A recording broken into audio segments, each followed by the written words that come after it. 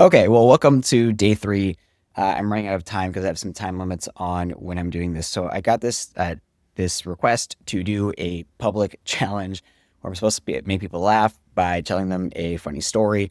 So the funny story that came up to me was first off, I I had taken a bunch of mushrooms and I'd had this like really dark, scary thing happen.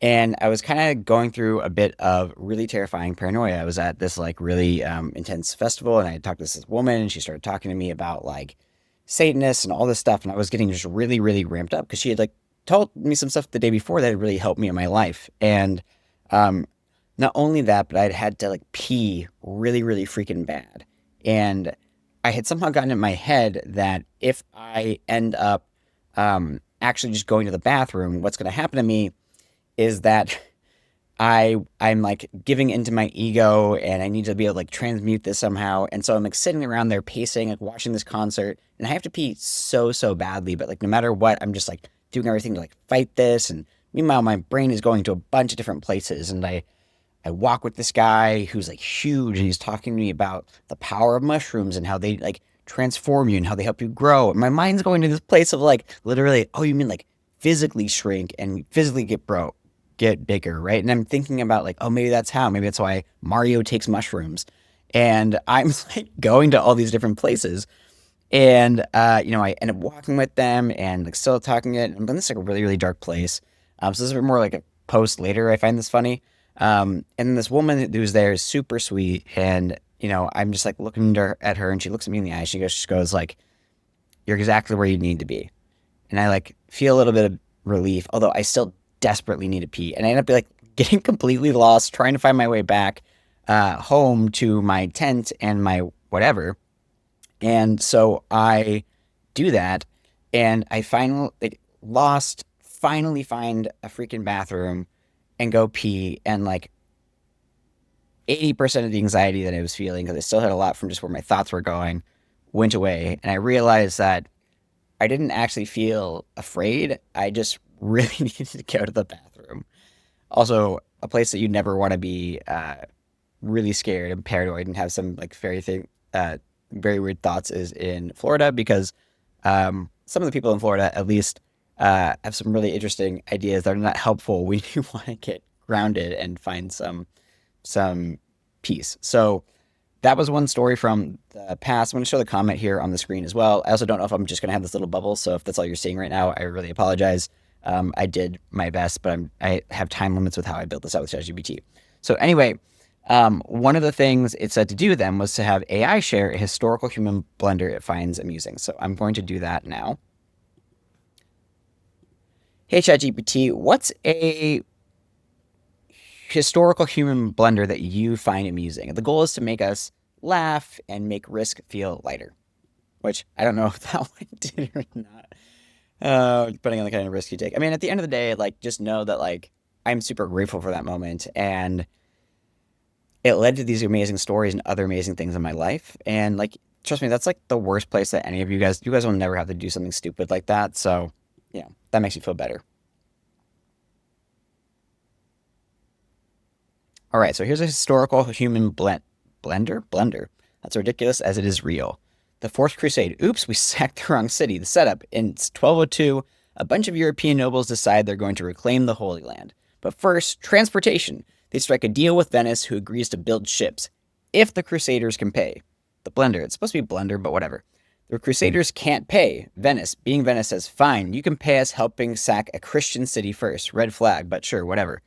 This sets off a domino of weird compromises and drunken decisions until they end up sacking Constantinople, the capital of the Eastern Christian Empire, in 1204. Why it's funny in hindsight. The crusade meant to fight Muslims in the Holy Land, instead destroy the richest Christian city on earth. Makes you kind of wonder if that was actually an accident or not.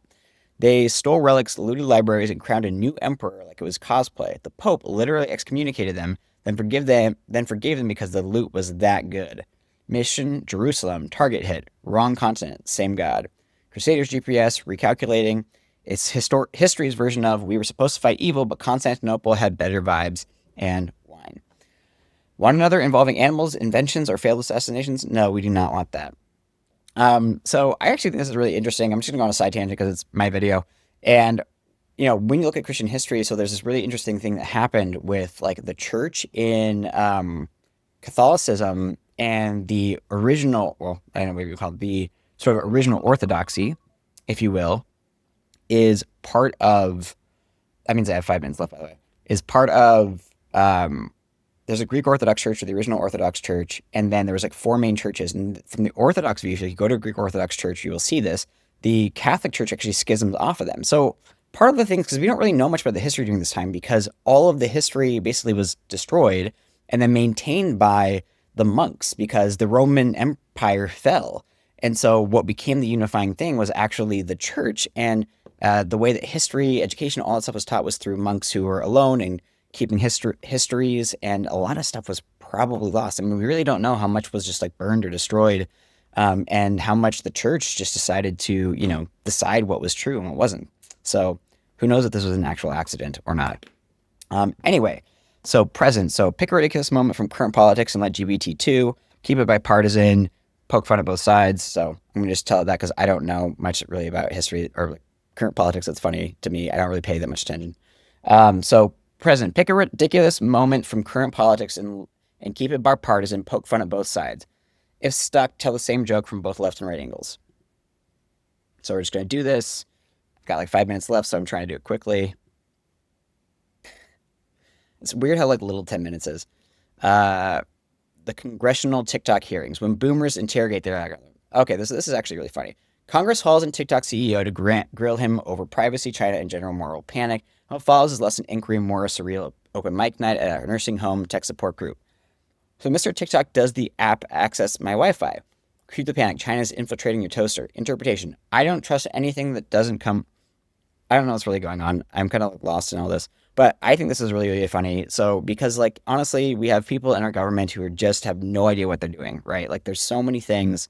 They're so disconnected from technology. They have no idea. That, like, there was a thing that came out that I saw online, so I don't know if it was 100% true or not, but, like, something of, like, 90 or 80% of, I think it was specifically Republican senators, it's not meant to be, like, a bipartisan thing, but, like, had never opened their email. Like, I think it was congressmen, had never even opened their own email. And, like, we have these people making laws for us, which is, like, if you want to laugh at something, that's freaking ridiculous. There's all these people in there who have no idea what they're doing.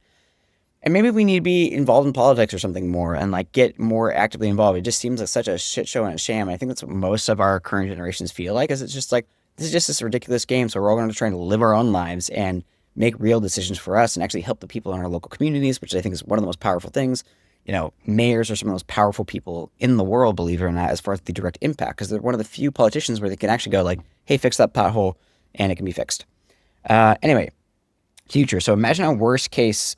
I'm going to talk to ChatGPT while I read it. So imagine a worst case future AI apocalypse, nuclear fallout, and find the humor. Let AI share what it thinks is funny about the humanity's future too.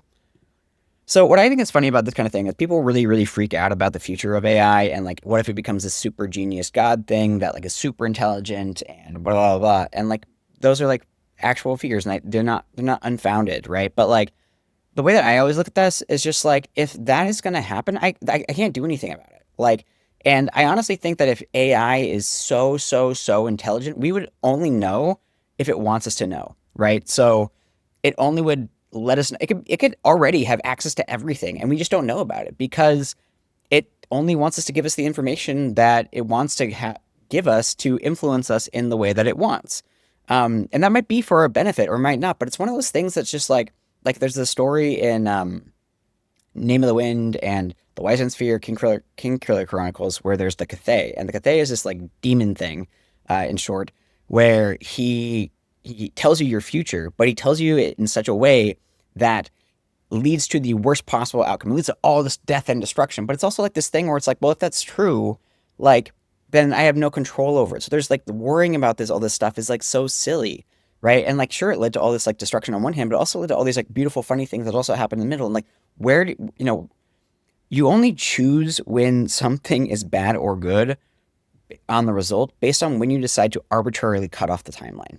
Right. So if it ends at a war, then like it's a terrible thing and all this tragedy. But then if you follow it 1,000 years later into all the things that came out of that war, it becomes this beautiful thing. Right. So looking at time in that way where we just stop it, we have to remember that that's like an arbitrary line that we decided to draw that is made up.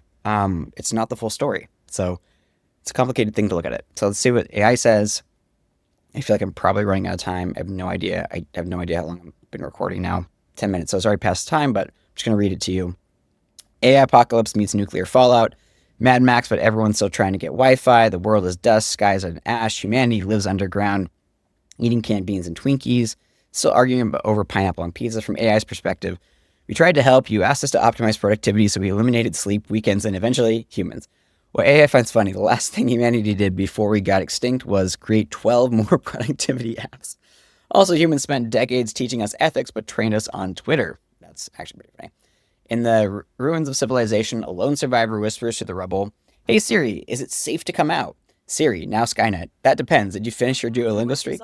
I can show them if you ask again from your iPhone. You're good, Siri. And the humanities department surprisingly survives. A ragtag tribe of English majors and philosophy PhDs from a post-apocalyptic commune called the Allegory of the Bunker. Their motto, "We told you AI was a metaphor." TLDR. The world ends, but someone's still posting a day 5,000 of the apocalypse. Get ready with me on a cracked iPhone. The robots find irony charming. The cockroaches build NFTs. And the last human complaint is, ugh, even nuclear winter. The algorithm shows me ads. So that was pretty funny. Thanks again for doing this. I hope this is good. This might not turn into anything. I have no idea what's going to happen with any of this. And I appreciate the comments. So yeah, if you have any other suggestions for what we'll do in the next one, I'm going to post this. I will give you till, let's say, 9 a.m. Pacific Standard Time, roughly tomorrow, to leave a comment and create a suggestion for what to do next. And if I don't do it, then I will just ask ChatGPT and do another topic. Or if I have friends that give me ideas, I will run them through ChatGPT and have it decide as well. So thanks again for coming on board. I really appreciate it. And if you're interested, make sure to hit the notification bell and subscribe so you can stay in touch. And you can literally unfollow me afterwards. I don't care. Like, if you just want to play with this, that's totally fine. If you have any other suggestions, if I should live stream or anything like that, please let me know. Anyway, it's past the time limit already. So without further ado, have a great day.